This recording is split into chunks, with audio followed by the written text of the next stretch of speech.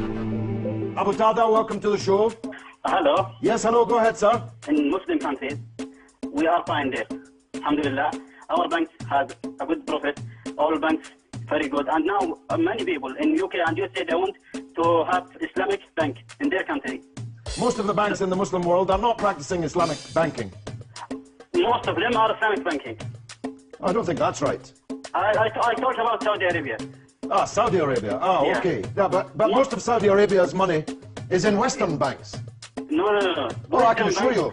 I'm a Saudian guy and I know Saudi Arabia more You than may well be a Saudian guy, but you don't know. Do you think that Saudi Arabia's $6 trillion in US banks, not Islamic banks, US banks, are in the Islamic banking sector? Do you think that the $60 billion that the government of Saudi Arabia gave to the government of the United States for weapons in the last 12 months, do you think that that had anything to do with Islam? United States is our friend. Indeed it is. Relationship with them. They help us. Indeed it is. Indeed it is, Abu Tada. I think you've hit the nail right on the head. The United States is your friend.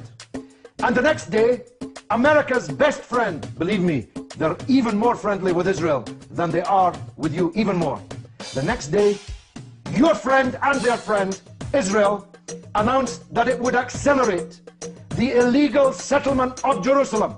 You've heard of Jerusalem, Abu Tada, the city with the mosque called Al-Aqsa, from which the Prophet Muhammad ascended to the heaven to come back with the revelation. The illegal Zionist settlement of Jerusalem. Wallahi, Abu Tada, I'm glad I don't have your friends. You're welcome to them.